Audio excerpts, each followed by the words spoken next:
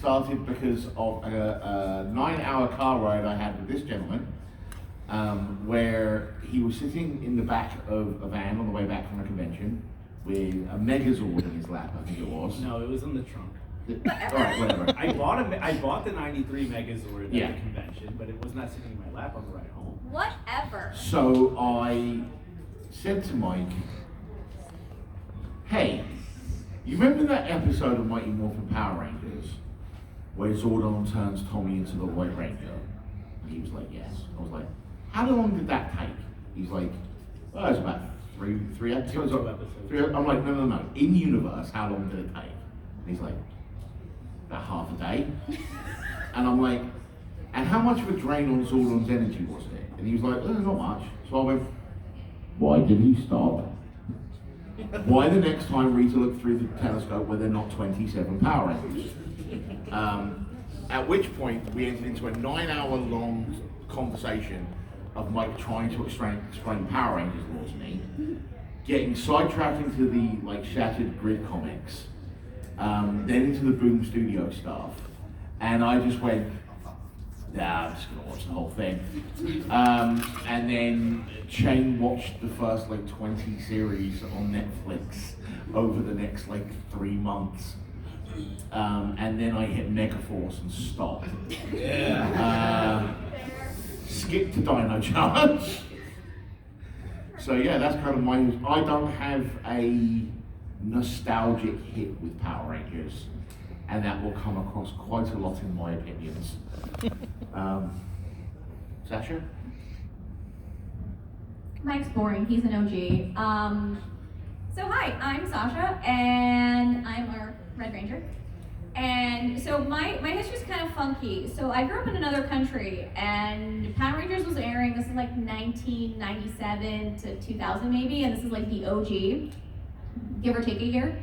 And so I watched the original Mighty Morphin up through, I think, when Tommy becomes the White Ranger, or just afterwards, in really bad dub. So when I had the pleasure to meet some of the original actors, I told them the only time I ever heard your name was when you were saying Mastodon or Pterodactyl. And ultimately, when I finally came to America, my brother started watching it because we got Disney XD. And so we started with Wild Force, and then I caught up on most of it through Power Ranger reruns. And then every year my brother would sort of get hooked in, and I'd watch the new season with him up to Overdrive. And then I was like, I think I might be too old for this. Everyone's too old for Overdrive. Correct. Overdrive is just bad. And then after Overdrive, we got Jungle Fury, right? Yeah, so baby. I think I went back after when Power Rangers technically canceled again for the umpteenth time. So I watched that, and then I watched RPM, and I was like, oh, they're coming back on Nickelodeon, and then I remembered I was too old for Power Rangers again. And then I think Dino Charge was also when I came back. And yeah, it's been a very wibbly wobbly, timey wimey kind of journey. Yeah. Strong shot. Yeah, but the reference still applies. Yeah. All right, Mike. All right, so I'm Mike. I am, along with somebody who is not here with us, Brian. We are the Day Oneers. We were there when Day of the Dumpster came out. Interestingly, I was really having this conversation at AwesomeCon last weekend with some people, but near the end of season 2, a choice was given to me by my parents. You're either going to play hockey or you're going to go home and watch Power Rangers. Yes, I know, you're about to say it took X number of time until Michael said hockey. I would like it recorded for the record. We are -5 minutes time to hockey. There is a running joke in our podcasts that Mike always brings up hockey, and he is at a minus time right now. Look, everyone has their their OG thing, Yep. But the reality is that I was given the choice at a very young age. Are you going to play hockey, or are you going to come home and watch Power Rangers? I chose to go play hockey. Obviously, that didn't work out for me. And then interestingly for me, I didn't really see much of the show until I started doing conventions. And once I started reconnecting with David Yost and Walter Jones, seeing them at shows and stuff like that, that's where Shout Factory's putting all these shows on DVD. Let me go pick them up. And so that's how I ended up getting back into it. And so in a way, conventions is the biggest reason why I ended up getting back really into Power Rangers for me. You know, just connecting with all the actors and stuff like We're that. 4 months too, we should probably start now. Yeah. Might as well. So with that, hello there, Galaxycon Richmond. Welcome to Voices from the Grid, the Power Rangers fan panel. I am Michael, the Blue Ranger. Something like that. This fine gentleman to my right is Mr. Ben Taylor, who is the Black Ranger. And to the far right is Sasha Kaplan, who is the Forever Red Ranger. Correct. Yeah. So the way we like to run these panels is exactly what the title says, which is a fan discussion panel. The idea being we could sit up here and talk about Power Rangers all day long, but you all don't want to hear me talk smack about Tommy Oliver for an hour. You can listen to the podcast and do that Yeah. instead. So what we like to do is we like to open it up to you guys. What do you want to talk about Power Rangers? And you can get our opinions and you all can weigh in on each other's questions and things like that. So does anyone have anything they really want to discuss about Power Rangers? Or should I start the smack talk? Okay, Static Shock. By the way, I saw you earlier when we Yeah. were getting ready to do our wrestling panel. Yeah. Love it. Yeah. Love the cosplay, dude. Thank you. I love watching the show. So, my question's not on American Power Rangers, it's on the other version. I knew we should have brought Brian. So I'll be flat out with you. Never watched it. Okay, so I have watched the Sentai though. Okay, so good. So there's a recent episode that's been hitting the internet. I have as not of- watched the recent stuff. Okay, because there's This is Michael- a Power Rangers panel? Question. I knew we should have brought Brian. Damn it, he's our Sentai guy. So I asked because there's a villain on there that's kicking their ass, and he's supposed to be a rendition of Michael Jackson. And I want to know how y'all felt about that. Yes. You know what? I actually, let's talk after. I actually may want to now watch that episode. I honestly, I think it's an interesting. I wish we did have Brian. He's actually legitimately on the podcast. He is our Sentai guy. He, just like me, day one with Power Rangers, but he really watched the Sentai. So that would have been a more better question for him. But, you know, overall, like, seeing it, because, like, one thing we were talking about was, like, how Super Sentai is, like, generally dark back in the day, and to see them kind of doing a Michael Jackson kind of lightens it up a little bit, which I find a little interesting and funny at the same time. It's not like, oh, it is dark, okay. He is kicking their ass. Are you familiar with what Michael Jackson did? Listen, I am familiar with that, but I'm talking about... allegedly. No, like he is kicking tail. There's no Jackson ain't doing none of that, all right? Listen, it's not a debate for that. But no, he is kicking tail. They're not in any which way holding close to him, and it just Okay, so it was he light is and nice that they nervous. did a Michael Jackson impersonation, but it wasn't very nice. But it's still very, very dark because that's That what sounds Sentai does just to us. very weird. So with that weird note, we're gonna go to the gentleman in the hat here. You had your hand up. Yep. Power Rangers, like, you know, have Speak of this a little bit. You have to speak. Sorry. It's been a long one. It's okay. With Power Rangers, like how many motifs we've had over the years, like Mhm. dinosaurs, ninjas, whatever. Yep. Was there like a motif that you guys wanted to see? Because for me personally, one of the reasons I love Dinosaurs is because I love knights. I was so excited for there to be knights. Yeah. Greek gods. I was just about to say the same thing. When did we get Greek gods, or is that No, just no, no. Oh, is it comes It's from what like- you That's the want. concept. I would like to see. I like the idea of the knights, or like maybe some kind of like little bit of like a Knights of the Round Table homage. That would be Arthurian kind of legend, fun. yeah. That would be really cool. You know, have like Merlin be, or like some kind of descendant of Merlin be think like a that was mentor. one of the failed spin-offs, though. Yeah, there were some failed spin-offs after Power Rangers exploded, and they did a Knights one that failed. Knight Rider. There was also a lot of things like the Henge Guardians and things like that in Dino Fury. There's a lot of like references to Yeah. Arthurian legend in there as well, as oblique as they were. Yeah. Touching what Ben said, Greek gods, Greek mythology, I think would be really cool. Maybe some like Roman or Norse mythology would be Yeah. really cool to see as well. it's actually interesting because when I first met Brian, I actually was writing kind of like a Power Rangers like fan film trilogy in a way. Yeah, it starts with the Mighty Morphin. It goes into. Of course you were. It goes into the Die Ranger. Oh, I gave up on this project. It goes into the Die Ranger outfits for the second film, but the third film, the idea was to actually use Greek mythology for the Zords and outfits and stuff like that. Like Brian was actually sketching up ideas of what to do with it. So that was always something in the back of my head because I've always been into that type of stuff. So Yeah. And it is actually to kind of bring it back from the fan side to the history of Power Rangers side. The Power Rangers itself is played with a lot of really fun motifs. We had wizards, kind of. We had the military essentially creating their own team of rangers. This is just my very not so subtle way to get Ben to talk about Lightspeed Rescue. You know, we've had time travel, which was kind of low-key on the time travel, but was still a really cool concept of, you know, Rangers from the future. We played around, I say we as if, you know, we, the Power Ranger echelon of, you know, with the environment and animal themes. There were so many animal themes. They even tried their hand, and I do say tried, at a post-apocalyptic concept that didn't quite land in the way that they wanted. Yes, I know, deep breaths, it's okay. That was one of the best seasons. Highly debatable. Sure. I would say there are many things that I enjoyed about it that were really well done. There were many things that maybe were not as well done. We'll leave it there. So there is a theme that I think they could do, but I'm not sure it will work. Do tell. Hear me out. What if they tried to do dinosaurs? How many dinosaur themes does it take to end Power Rangers?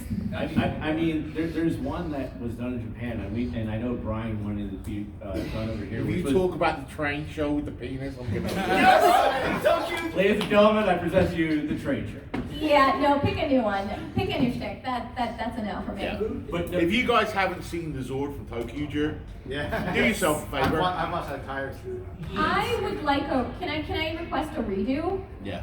I want a redo of the pirate thing. Yeah. Because those costumes were so freaking cool. I'll even deal with the nostalgia bait Ranger Key nonsense, but the idea of them traveling on this cool looking pirate ship and all this the stuff and how Sentai was so much better. I am aware. We do not need to rehash the Sentai again. So, I think Megaforce has started what we call Megaforce. Yes. Or Super Megaforce, rather. I'm not sure what the name of the Go Sager and Go Ghost Kaiju. Agent. Yeah. Go Kaiser. The one that's the pirates, the one with the Yeah. the- Super Mega Force. Whatever. Go Kaiju. It was kind of the end of Sentai's having their own themes, because ever since every season, the Sentai Rangers, whatever they're called, have been able to transform into other Rangers. You got the gears, and then you got something else, and then there's another thing, and it's like it's all nostalgia bait at this point. So I quite like the fact that it didn't catch on with Power Rangers. Fair point. I also think with and it was like what Gokaiger was the Pirates season. That was, I also believe, the 40th anniversary season. 35th. For Yeah. 35th. Okay, so it was the 35th anniversary season. Because yeah, that's right. Because they're 15 years ahead of Power Rangers. So it's like, in a way, that was able to help them do that transition because of the fact, like, hey, we're doing this anniversary special. This will allow us to do this transition over from us having our own things to just having everything match up with Power Rangers at this point. So who's got a question about Power Rangers? Blue Ranger. Yeah, so any thoughts on Zeo? Well, you should check out the podcast. Do I have thoughts on it? You opinions? Me No. having opinions? Surely not. Never. Zeo is a very interesting concept for a season Yeah. that is executed poorly. The idea of the Zeo crystals being infinitely scaling in power was a very bad idea. Also, the powers are soluble. Why? Because if you watch the Turbo movie, Cat morphs into Zeo Pink, Yep. hits a thing of water, and they are never mentioned again. Well, that's the question for fact that Zeo crystals were like traveling moving process before transitioning to Turbo because what I first during the finale when Jason opened the door trying to Zeo Gold, once he got across from Trey, it sounds like he wasn't able to keep all of the gold Zeo powers as much as Ultra.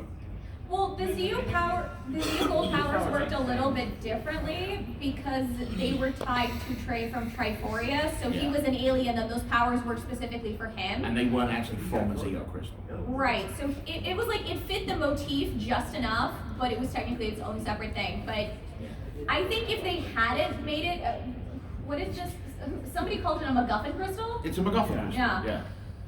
I think it could have worked, especially because you have this whole concept of sort of like Power Rangers going kind of more for like a magic theme because there's like a crystal versus the Machine Empire, which is more sciencey, when beforehand it was more flipped. Yeah. And like there were some interesting moments of it, but I think the full potential of it wasn't realized. Yeah, Zeo's just in that really weird state where they had an idea for a season and then just didn't follow through on it. Like, at what point do you have an entire army in space and go, yeah, I'm gonna send one monster at a time? Basically every single season. Except for Turbo. When Divatox goes, I'm just gonna send everything I have against the Power Rangers, and lo and behold, she wins! Apparently the villain secret to was- ever do so. Apparently the secret to defeating the Power Rangers was just send a space pirate. Yeah, with bad bomb timing. Correct. Who's next? Heath. So, we've heard your thoughts on seasons that weren't able to do their motifs or whatever well. What season do you think did it well? What season do you think was executed properly? Oh, I'm looking at you particularly. What season do you think was executed So properly? there's two that I think stand out specifically. Yep. Lightspeed Rescue. Mainly because the whole point of Lightspeed Rescue was that they were a government-funded thing, and their point was to save people. They were the first ever public Power Rangers. And they were the first Power Rangers with like really, like, most of them had normal jobs. Yeah. Which is normal adjacent. You know, Yeah. you had a firefighter, you had a nurse, And the stunt pilot, a guy that falls in love with a mermaid. and a rock climber. And a rock climber, yeah. But like, Lightspeed Rescue gives you a mission statement in the very first episode. You'll hear me talk about this a lot. If you watch the first few episodes of like Zeo and all of that, and they come across their first monster, their first instinct is to kung fu fight it. Carter's first instinct is to run it over in a Humvee. And at that point you're like, oh, this is going to be different. Like, and then the other one I think executes on its premise really well is Jungle Fury. If you haven't seen Jungle Fury, you are doing it wrong. It is the best season of Power Rangers ever made. It is the best story. It has the most cohesive storytelling. Has the best fight scenes. Do yourself a favor and watch Jungle Fury. No, the fight scenes are genuinely really, really well done. Real quick, we should have generalized something real quick. We do bill our podcast as for adults who take a kid's show way too seriously. Yeah. Sorry for not mentioning that before. I should mention that my catchphrase on the show is "That's not how science works," and I say it a lot during my football thing. A lot. So just to kind of give the ideas, like as we go through each season, we painstakingly and lovingly review every single episode of Power Rangers. You're welcome. We watch it We so you suck- don't have to. We suffer so they don't have to, with exceptions. We watch it so you cannot have to overanalyze it. We do that for you. And we take up all your nostalgia and we crush it. Don't put it like that.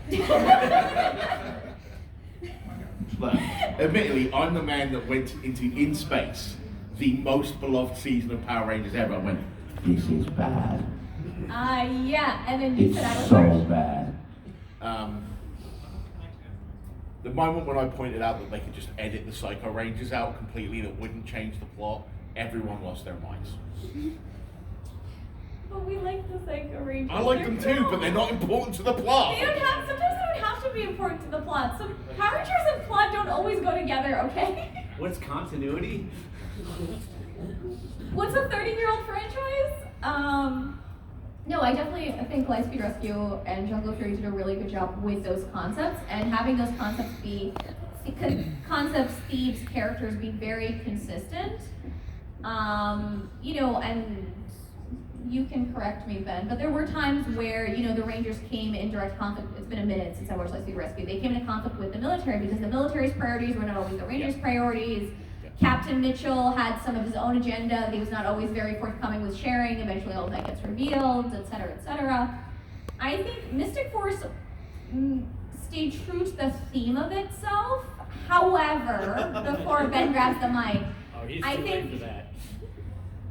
they get to a point where it stops being about them being wizards and sort of becomes the Nick family drama. Alright, so Mystic Force is never about the Power Rangers. Yeah. It's about Udonna's little harem. I will say, like, sitting here reflecting on it, every episode after In Space delivers on its premise. Like, every season. Like, Even the bad ones. even the bad ones deliver on the premise that they promise. They're not good, but they deliver on that premise, right? I mean, even In Space does as well, because they are in space. Dude with the hat and the ears looks like he, yeah. Yes. I know I don't need to stand up. What's wrong? You can, it's okay, it's okay. It's all good. If it makes it easier for us to hear you, then it works. All right, thank you. Not to interrupt your monologue. It was a nice monologue. Like, Oh, I haven't even begun the monologue. First of all, I want to say you all have such lovely speaking voices. Thank you. Oh, it's like we're I can see by your podcasting. podcast also. Not to mention, but my question is, what are your thoughts on the 2017 movie? What What 2017 movie? movie? Okay. So, they don't acknowledge the movie. We'll get to that episode when we I'll finally answer do the that question, episode. I'll answer the question. But in all honesty, Seriously, what movie? Shush. in all honesty, for me, there's a confliction. Being that day one Power Ranger fan and then seeing this, there is some of that little bit of love letter in there a little bit. Like when we saw Jason David Frank and Amy Jo Johnson in there, like that was a nice little nod for us. Some of the things that just, well, one, and I think you coined this, Ben, was that it was essentially Breakfast Club for Power Rangers. Yeah. I think that was pretty much everybody's consensus, yeah. But I Breakfast think Club meets crime. I think one of the bigger things was that, and it didn't dawn on me until like a few other times watching it through, because sometimes when you see it in the theater, you just can't pick up everything, but when you get like later on DVD or Blu-ray and you watch it at home, you're able to pick things up more. Like the fact that the Megazord would take on the form of the villain or the problem or whatever, so it's like it's taking on the form of Goldar to fight Goldar, was just very off-putting in a way. I mean, there were some great moments in how they built up to get to the moment where they finally got to morph. Like I loved CJ as Billy. Like he was probably one of the best things about that movie. That is like, he's the only good thing about that movie. I found some more other things in there, but I'm not gonna drone on that. I'll save that for the podcast episode when we get back 20 Fine, years. I'll go after you, Ben. Do we have any more questions before I get into a fight? Yes. What's either your favorite villain of the series, and what do you hope they do with villains in the future for Power Rangers? That's a good question. That's an excellent question. Who are our favorite villains? I have two answers to this, because I have to go Zordon era and non-Zordon era. My favorite Zordon era villain is Divatox, and it's not even close. She looks like she's having so much fun in a season where No one else. it could be the worst. It could be the worst season of Power Rangers ever made, but she's having. Both of them are having so much fun. But again, I have to go back to what I think is the best Power Ranger season, which is Daishi. That whole storyline between him and Casey and the Pashway, that's just a really well told story. And honourable mention to, what's the name of the villain in Dino Thunder? Mesogog. Mesogog. I was thinking about it. Mesogog and his alter ego. So for me, I would do the same thing as Ben, Zordon era and non-Zordon era. Zordon era for me. So, okay, I'm gonna start those a bit. How many of you had the crush on Kimberly? Okay, mine was Scorpina. She's in like three episodes, dude. But the thing is, though, is that she's the one. But in the Sentai, she's in a lot more. Like So I was the- Power Rangers villain, dude. But the thing, she's still a villain. Barely. But I would have loved to have seen more of her. But I can't, I have to agree with Ben on Diva Talks on that one. But no, Scorpina was one of mine, even though she was very minor, unfortunately. For non-Zordon era, or past Zordon era, one of mine was also, I was going to say Mesagog. Because just the dynamic of not just Mesagog, but also the woman's name, I'm trying to... Elsa. Like, the person Tommy should have ended up with. Correct. yeah. Like just that whole dynamic, and then you add in Tommy into that, just the way they told that story was like really good. I really enjoyed Mesagog. My thing with Mesagog, and I think why he works really well, is he doesn't care about taking over the world. To quote Tommy, oh, that's something I haven't done before, but why don't you just want to Are take you over feeling okay? it's been a long convention, I'm feeling a little flushed, I hurt my foot, it's whatever. But he says, why don't you just want to take over the world like all the other sickos? And he doesn't, he just wants to just make everybody into dinosaur people, which is kind of great. It's kind of Horrific, but still interesting, it's different. That's called remaking the world in your image. Yeah. That's taking Yeah. over the world. Static Shock, you had your hand up as well. One more question. Since Frontman back there brought up 2017, I gotta ask, the 2023, how did y'all feel about that? The movie that came out in 2023 for Netflix. Once and always. We'll let Ben It go first. might be one of the worst things I've ever seen. So I kind of go in between because I understand, is it fantastic? No. Isn't there just a kind of nostalgia bait? Yeah. This schmuck. Well, you and your generation that grew up with it, honestly, as soon as I came to America and started actually watching the later seasons of Power Rangers, I could not give a single flying monkey about Mighty Morphin. Yeah. I think Power Rangers evolved so far from Mighty Morphin that what really would have been so much cooler was to have a little bit more of a cacophony of Rangers across it. Because at the end of the day, you're not just celebrating Mighty Morphin, you're celebrating a 30-year franchise. 30 years of continuity of different Ranger teams, of so many fantastic characters. So, yeah, it left a lot to be desired in my opinion. So I know Ben's wanting to grab a mic, but I'll say this: when Voices from the Grid did their Once and Always episode, I'm missing from the episode because I do not have Netflix and I will never have Netflix. I'm not a big fan of all these streaming services and stuff like that. I still have cable. But I did eventually get it on Blu-ray off of eBay, and I watched it that way much later. And the one thing I'll say is that while it is a nice nod for the 30th anniversary, we got Billy back, we got Rocky back, we got no, Rocky was in this? Wait a minute. not Rocky. No, Rocky wasn't here. We got Adam back. We got No, we didn't. He cameoed. Listen, And it was awful. Listen, they're still in the thing. The greatest Power Ranger of all time was reduced to a cameo teasing SPD. But Get the hell out of here with that crap. but the fact is that for the people like me who started with the show day one, that's still something that we enjoy seeing. Granted, we would have loved to have seen more.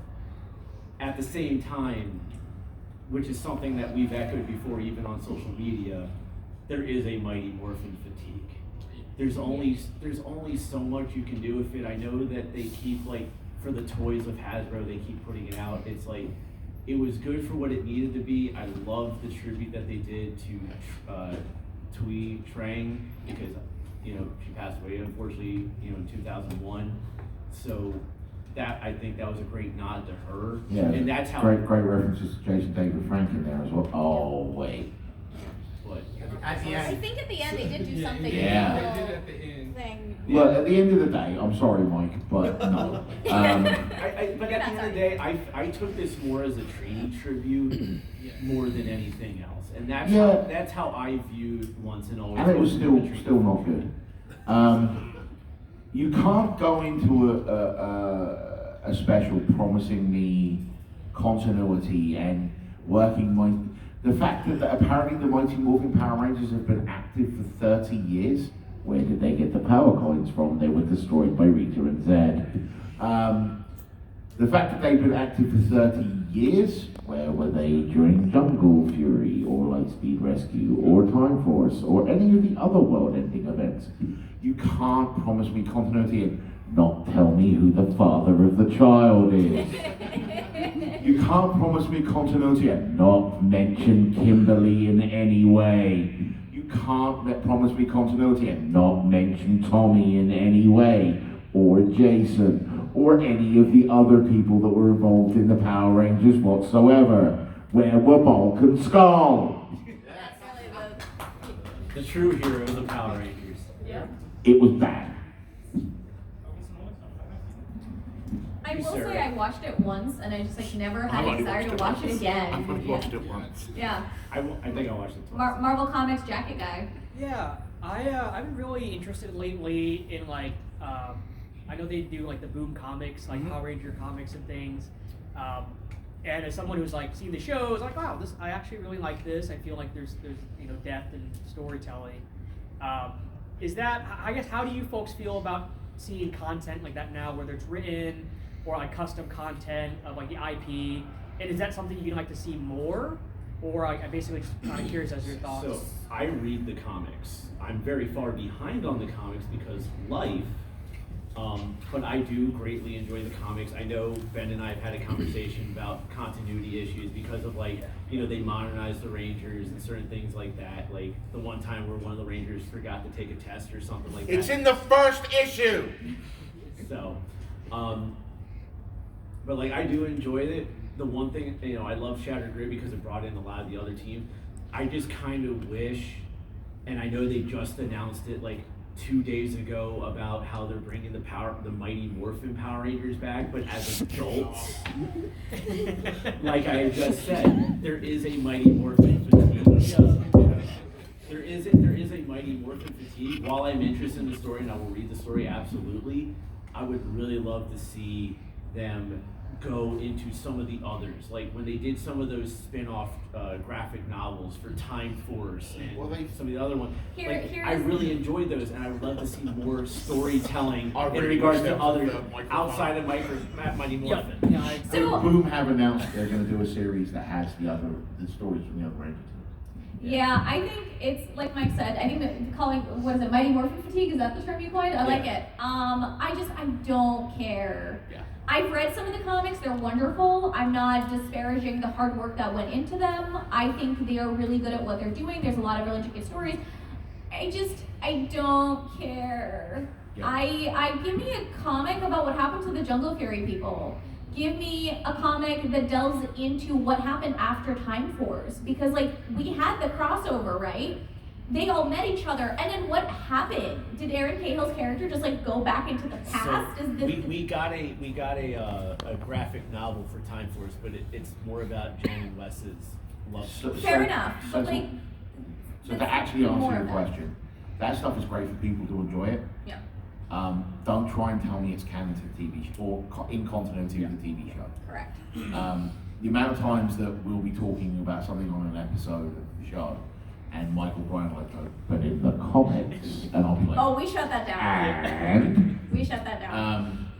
but And then when we have a Brian and Mike episode, we can get away with it. the long story short is it's fine for the people that enjoy it. Anything that keeps the brand in the public eye, it's not for me. I've already spent a lot of my life watching 30 seasons of Power Rangers in a year and a half. I'm a fan of Doctor Who. I can better keep that straight, and that's all on TV. And that is timey-wimey, wibbly yeah. wobbly. But yeah. Any other questions? You sir, right? Eve. Out of all the seasons of Power Rangers, which ones do y'all think have the best costumes? Ooh, just purely costumes, nothing else. Yes. I'll have to think about that one. I really liked the SPD uniforms, not the suits, hilarious enough. I like the uniforms that they wore when they're not morphed. I I'm dying to like get a copy of that because I think it looks really cool. In terms of the suits themselves, it took me a while to get to like the Mystic Force, get used to the Mystic Force suits. I do ultimately like them. I just have Edna Mode's, voice in my head. Nuggets! But I think each Power Ranger suit ultimately, there's been very few that I actively hated, I think. Charlie Brown suits. Which ones were those? Lost Galaxy. Oh yeah, no, those are terrible. You mean the season we're going to be recording soon? Where's Lost Galaxy? I don't remember this. Why am I on this podcast? I'll say this. One of my favorites is obviously the Super Mega Force ones because of the pirate theme. I really enjoyed that. We like the pirates. We only got the White Ranger version over here, but I actually really do like the Die Ranger outfits. And I understand why they didn't want to convert them over here because they didn't want to confuse the kids Yes, too because much. kids in the 90s were so easily confused compared to today's children. But we at least got the White Ranger outfit. I've always liked the Die Ranger suits. Yeah, Super Mega Force put him in there. What? Super Mega Force put them in there. So, Kind of doesn't make any sense. the season with the best overall costuming is Mystic Force. Like, just look at the design of like Madonna's outfits and all the other stuff. When it comes specifically to Ranger suits,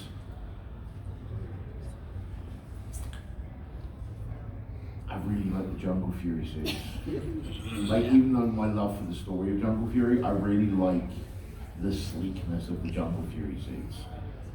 I kind of dig the solar morphers too. The sunglass morphers, I think they were just great. I don't know why. You start in the back, and we'll get the guy in the hat. Yeah, You in the back first. Yeah, that's you. Yep, you. What do you think of all the crossovers from the previous teams each season they've been doing? And did you think a possible Wild Force Ninja Storm could have been an interesting crossover that you could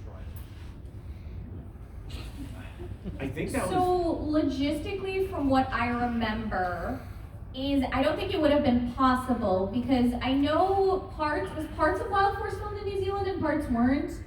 But then with Ninja Storm, that was like the first season that fully transitioned to Disney, right? And so I think Disney at the time wanted to initially they didn't even want to produce Power Rangers.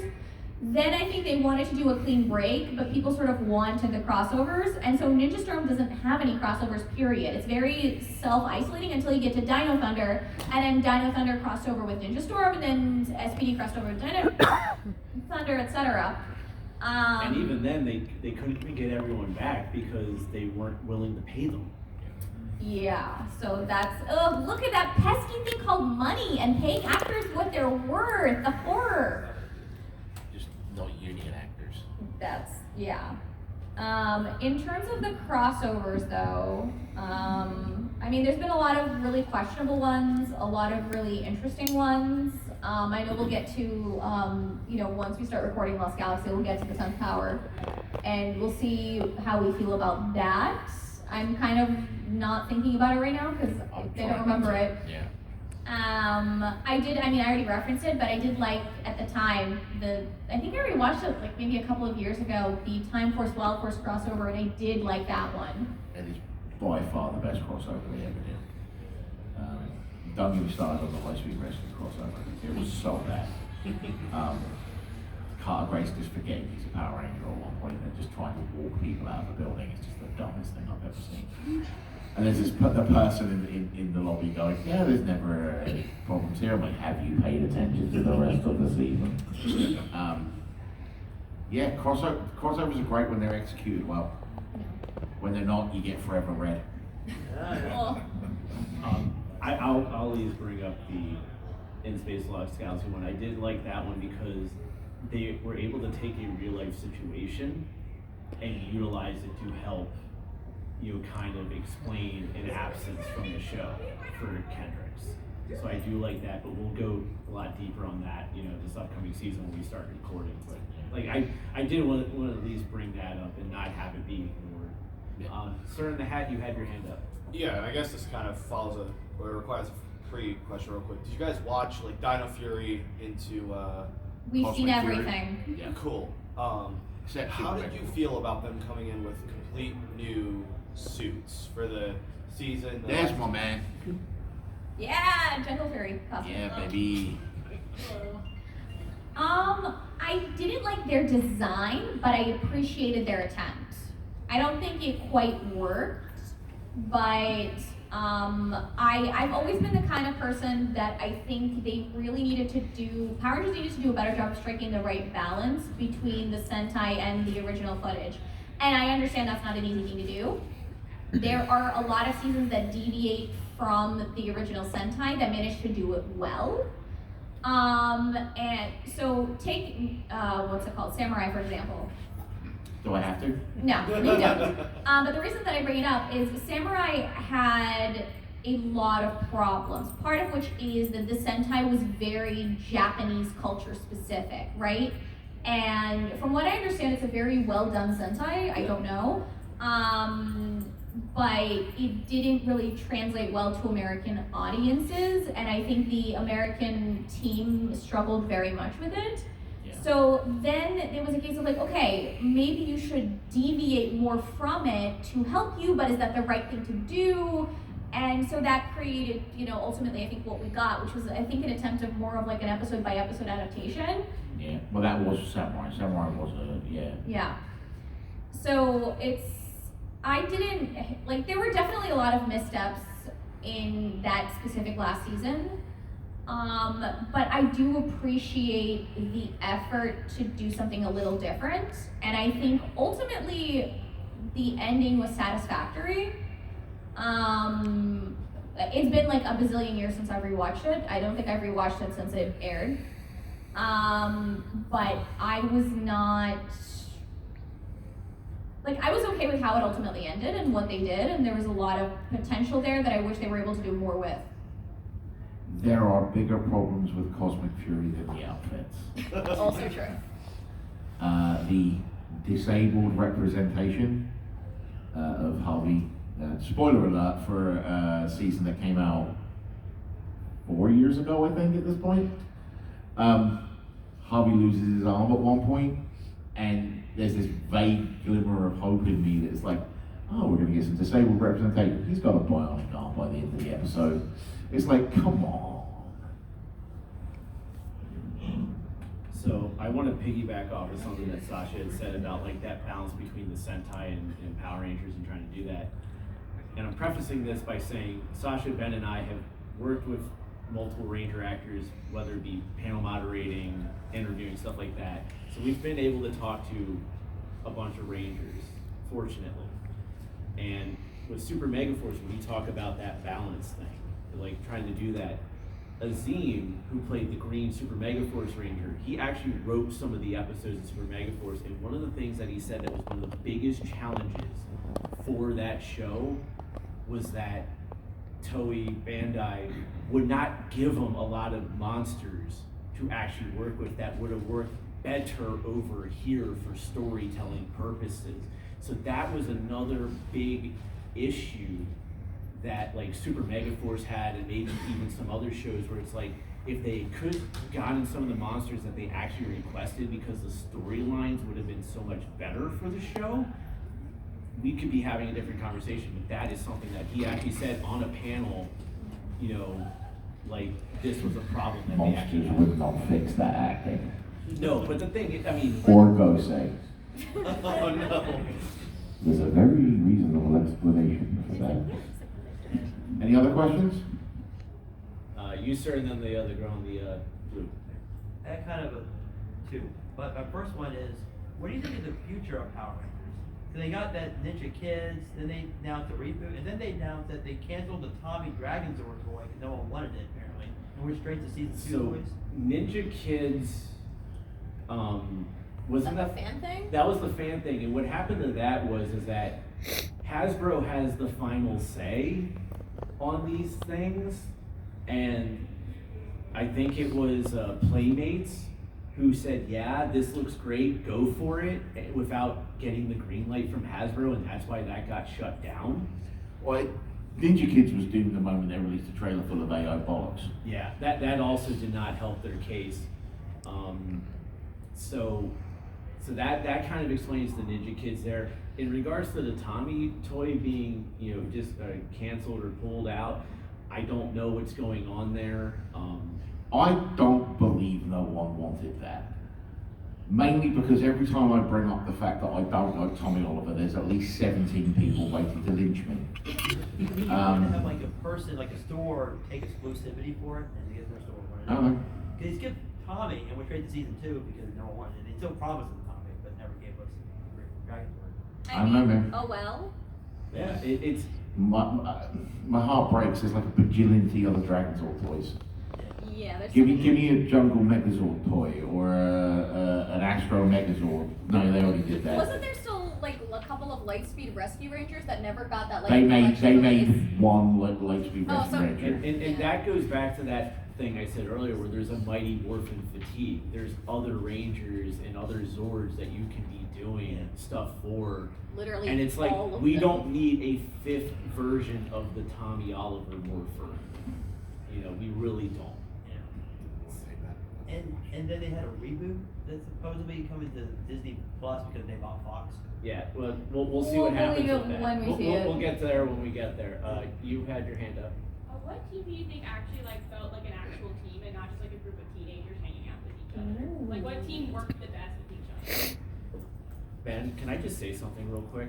We said this on the Awesome Mania panel. We're getting questions we normally never get. This is awesome. I like That's a this. good question. So Rangers that didn't just feel like a bunch of random people slumped together that felt like a family. Yeah, or at least like they at least actually attempted to work with each other and not like it wasn't like they just just knew each other. I would probably say Ninja Storm because they're in the dojo together, and then when all that took place, they literally had to really get together and be a team to So I would probably say Ninja Storm. I would make the argument of Time Force because we know the rest of the team sort of already existed and they worked together. But even if you rewatch the first 2 episodes, like they're coworkers, they're not friends, they're not a family. And then when they are stuck in the, what was it, 1999? Whatever. They sort of, Wes joins the team and the dynamic really shifts, and you do see, again, it's been so long since I've rewatched some of these seasons, but I don't know, to me they felt a little bit more than just people having to do a job, because they're kind of forced to be in a time that they are not from, and so that tends to build connections. I'm gonna sound like a broken record for Jungle Fury. You literally see them evolve as a team as the season goes along. You see them embrace Casey, and you see them training him, and him stepping into his role as the Red Ranger, and above all, you have a mentor figure in RJ that actually trains the team. Shock horror. They're also probably the most talented martial artists of any Power Rangers team, it's not close. I just think that just watch Jungle Fury. It's so good. All right. So actually, before I saw the girl in the picture. pink and then the. I have a super quick story that I think Ben will actually very much appreciate. My brother, who is a huge nerd and I love him to pieces, decided to introduce his friends to Power Rangers, and he said, "Hey Sasha, which season of Power Rangers do you think is going to be the most accessible?" And I said, "Jungle Fury." And guess which season they absolutely adored? Jungle Fury. It's really good. Yeah. So the lovely human in the pink shirt. Okay, so I'm curious on whether you consider Hyperforce canon with the RPG. The reason being, I can see both sides of the argument. I consider it canon because Saban greenlit it, and they also connected it with the actual events of the TV show. So, I have some history with Hyperforce because I was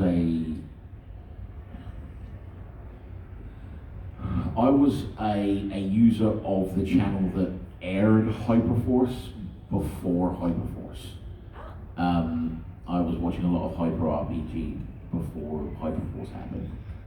And while I know Zach and Melida have a lot of love for Power Rangers, I think what you need to do is define the difference between a show being, a thing being canon and it being in continuity. The booms, but because of Shattered Grid, everything is canon in the Power Rangers universe. However, not all of it is happening in the continuity of the TV show. Okay? So, is Hyperforce canon? Yes. Is it in the continuity of the TV show? No. So, per Peter and Paul, they are considered partial continuity. Full canon, but the Do way you want to explain who Peter and Paul are? Peter Cesaro, who was the Blue Ninja Steel Ranger, and Paul Schreier, who was Bulk, who were on Hyperforce. They have both openly said that it is partial continuity because they realize that there are certain things that just would not line up properly. But then when they also ended up into the comics themselves, that kind of made them even more part of the canon than when they're on Twitch. Yeah. Who's next? Yeah, in the back. Gentleman in the back. Yeah, just wondering. Sorry, you're gonna have to speak up. Sorry. How come we never had another Forever Red? Because the first one wasn't the greatest in the world. 'Cause money. Honestly, that Because Forever Red sucked. in all honesty, it's because they didn't do a Forever Red in the Sentai. They did not do a second one. They only did the one for that one anniversary. Here's the thing. Power Rangers was shot in New Zealand, right? So when Megaforce was coming out, I made the argument, again, to my wonderful brother, that they could have easily grabbed the New Zealand actors and plugged them in and did that, but that would have required paying them. I know when they shot whatever the finale was, there was a lot of behind the scenes shenanigans between which actors were invited back, how they were able to get them there. I don't remember the exact details, maybe Mike, Ben, you do. No, I don't. I To be quite honest. Do you know the story about how Forever Red was made? Alright, so Forever Red was written and pitched as a script and was deemed too expensive to make. And the only reason Forever Red got made is because the toy company said, we will foot the bill if our brand new toy destroys Serpentera at the end. Which is why they fly a bike into Serpentera's mouth and he explodes. But that's why you never got another Forever Red, because it was a toy, an even more blatant toy commercial than the rest of Power Rangers. I know with the Megaforce side of things, we've heard some of the Ranger actors come out and say it's like either they weren't asked to come back, or they were asked and they were being lowballed on money. Some of them were asked and really wanted to do it and were willing to take the pay, but they couldn't make the scheduling work, or they just didn't want to travel out to New Zealand, period. So like, there's just a bunch of X factors of what led, and I honestly think because Jason David Frank has, at that time, had his hands in a lot of things Power Rangers, that's why you got Jason Font, that's why you got Catherine Sutherland and some of the others that came back, because he was such buddy with them that he convinced them to come out and be a part of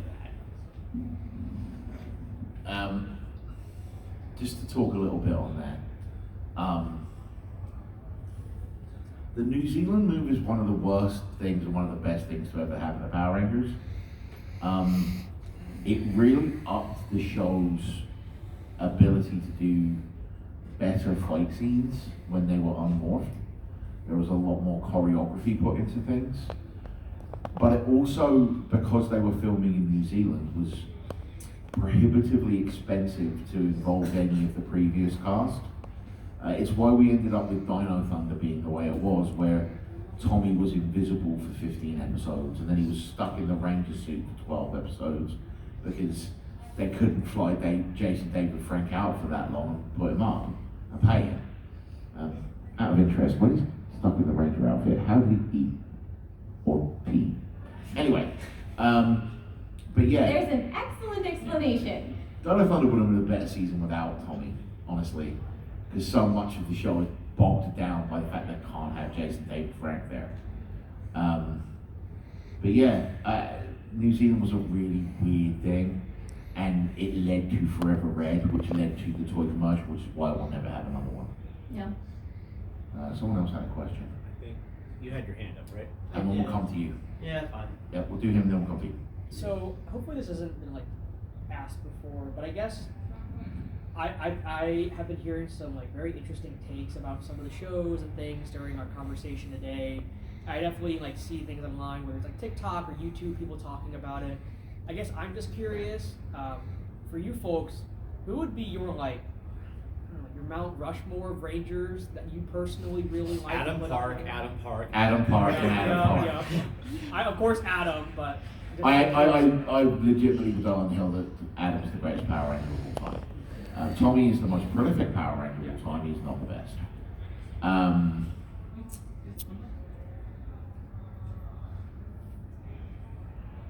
I'd put Bridge on there. Yes, thank you. Our only Jewish Power I Ranger. love Bridge so much. Mount Rushmore's 4 people, right? Yes. Okay. Sorry, I'm not from this country. In case you couldn't tell. it doesn't have to like just I'm not from this before, country. but like Just keep it the fun. yeah. All right. Adam Park, Bridge. Carter for you, right? Yeah, Carter. Just because he runs stuff over in cars. And since this is Power Ranger, the last one has to be a girl. Does it? All right. Tori from Ninja Storm. Ooh, okay. Or what's her name from Mystic Force? Veda. Vita, Vita. Pink Ranger. Yeah. Okay. You can go first or next. I'm racking my question, brain. Thank you. Bridge definitely because Bridge. Bridge. Jen Scott. Yes.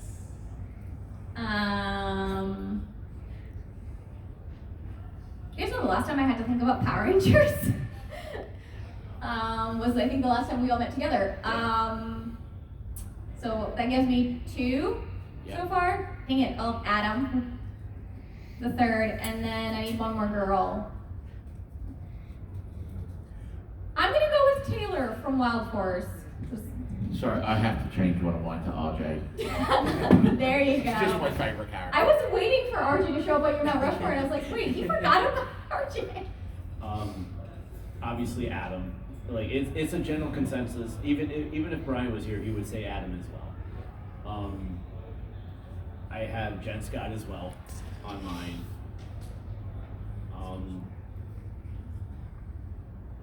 Kind of blanking a little bit here for a sec. It's interesting how much, so as Michael is thinking, I'm gonna add this bit. When you guys listen to the show, you're gonna see some patterns forming in positions within the factions of the 4 of us. And I think a lot of that has to do with who watched what when and how. But hearing you guys, like the commonalities, coming up, Bridge, Jen, Adam, ultimately what it really shows is that we disagree. We disagree a lot, do not get me wrong. That we disagree a lot. We disagree and we agree on a lot. Look, yes. it's like we're actually friends that like dissecting a children's show. Don't you call me that. I would definitely say I would agree with Carter and Grayson as well being on there. And I know this would be the controversial one, but that's just because, again, the day oneer, Tommy. Because, Tommy would be on mine just simply because of the fact that Get out. No, I just think it's funny was Michael was talking about it. I had like a whole conversation purely silently, but I'm glad you got your Mount Rushmore sorted. Just gonna go with Tommy. But also it's like, as we talked about on the show, like you referenced, like there is going to be, like, especially with Brian and I, there is going to be the rose-colored glasses on things, because that, like, we were the ones here, like, because again, Ben's from the UK, Sasha's not from this country as well, whereas Brian and I are, so we were the ones who were truly targeted as children. It's shocking to me, like, when we do these panels, when we start talking about stuff that's beyond Mighty Morphing, the way that, like, 60% of the crowd's face go. Which Wait, there's Power Rangers after Mighty Morphin? Yes. Oh my God, please go watch it. Which, you know, but again, like I said at the beginning, it's like, if it weren't for the conventions, I probably wouldn't have been able to get back into Power Rangers and watch all the other stuff, because, like, I love Time Force, I really do. I love Jungle Fury and stuff like that. So it's like, I'm kind of glad, you Let's know. get our boys question. Yep, and then actually. I think that'll be our last question. That will be our last question. Yeah. All right. First up, my one comment was when you said that New Zealand was bad. Another reason it was kind of bad for them was they would always try to hide the fact that they're New Zealand. For the record, I never said New Zealand was bad. I quite like New Zealand. Some of my friends live there. Yeah, I meant for Power Rangers. It was both bad and good for Power Rangers. Yeah. And the ones who could be New Zealand were always foreign people. But my one question is, do you think Tommy was the villain in Dino Thunder? Because he was experimenting on dinosaur DNA. What was the point of him doing that? That caused There are so many more problems with Tommy and Dino Thunder than him experimenting on Dino DNA. Did you know he passed his paleontology PhD, went to MIT, and trained to be a teacher in 3 years? There's a very simple explanation. Did you know you go to his house and there isn't a single picture of Catherine Sutherland's character anywhere because they're madly in love? There's a And very simple explanation. The picture with him, but Karen has a girlfriend. So, You're asking a lot here. By the time you get to Dino Thunder, they hadn't decided who Tommy actually marries yet. Don't break Ben, please. Please don't break Ben. Oh, it's going to take a lot more than that to break me, mate. I don't think Tommy was the villain in that season. We knew who the villain was. That was Messagog. They just, it is. I will say Tommy's doing some unethical things. But he's not the villain. I mean, let's also be honest. I mean, Zordon did quite a few unethical things by bringing. Zordon was awful at his job. Come at me. It's a very simple explanation. Thank you, Gosei. All right, so just a quick show of hands. How many of you consider Turbo the worst season? How many of you consider Turbo the worst season? No. All right. Yeah. There's Overdrive. Overdrive? Yeah. Is that Overdrive? Yep. Yeah. Who says Overdrive? Raise your hand. Yeah. Okay. All right. So, what do the rest of you think is the worst season of Power Rangers? Super Mega Force. Okay, there's an argument to be made there. Yeah. Anybody else? Yeah. Super Dino Charge, really? Super Dino Charge, like Dino Charge started off really good, and then when they went into the Super That's portion, fair. it kind of dipped Because down. there was just like too many Rangers and too many weird alien plots. Hey, Ben, they finally gave you so many Rangers. Yeah. Yeah. Turbo was good in the second half when they It got rid was of Tommy and those. better in the second half, I would say. Any other guesses? Yeah. Turbo. Okay, so a few people still see Turbo. Okay. Why? Why? Because cars, that's why, David. So Tommy ended up left. on is Ben's column still up on the website? Yeah. So Ben wrote just a really quick side because we do have to wrap up, guys.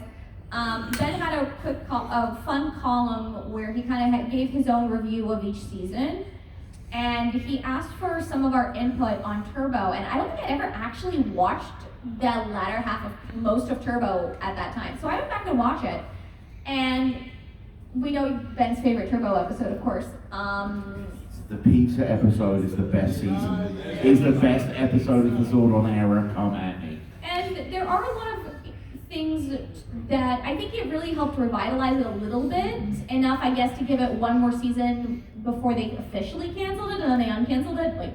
But I think there's things far worse than Turbo now. So before we do our wrap up, there is one thing I do like to say at every panel I do at convention. This weekend, you're going to see people walking around wearing t-shirts that say sidekick on them.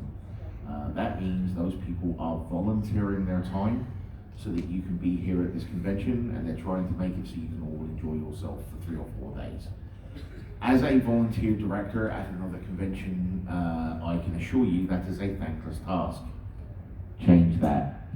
Please, if you see someone wearing a sidekick jersey or wearing a staff jersey, say thank you to them. It will make their goddamn day, because they have been working their butts off to make sure you guys get what you want, get to spend your time here and enjoy yourself. So that's my little PSA. So with that, Sasha, where can they find you on social media? What the heck is that? All right, really quickly, I'm only on Instagram and Threads. You can find me at the Jewish Comics Queen. I'm a comic book historian and Jewish representation expert, which just means I suffer a lot, but I do it with humor and dignity. Ben? I don't use social media. I have a friends and family Facebook, and that's it. We recently had a conversation with a promoter about us going to their show, and they're like, why isn't Ben promoting the show on Instagram? And Mike had to be like, Ben doesn't have Instagram. And her head went, couldn't fathom it. And then before we get to me, you can follow Voices from the Grid on Instagram, Twitter, and Facebook And listen to us on Spotify. at VFTG_PR. On those pages, we do have a link tree. Please click the link tree. Also, I just want to say this right now. The website changed web host. There are some RSS issues. I believe the in-space episodes are in fact on Spotify. They're not up on YouTube right now. I have to do something on the back end to get that up for us. Everything is on the website of txhdhockey.com. It's under the X75 Productions. It's all there. So if you don't have Spotify like me, you can go there to do it until I can get it up onto YouTube. Life. And then for me, you can just find me on all social media at the Lindenbaum75. Everything's on there, and I have VFTG linked on my bios as well, so you can get to that. Shout out to the staff member at the back. Thank you for all your service. All right, Ben, take us out. So, we like to end off in a specific way.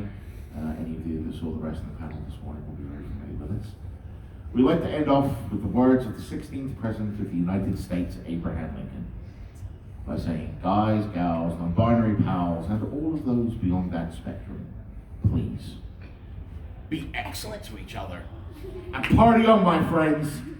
I guess I'm doing a rhyming part too, but until next time, grab your power morpher and may the power protect you. And let go of the mighty morphin fatigue. Thank you for coming. Thank you. Thank you. If you want to keep talking, we'll be outside.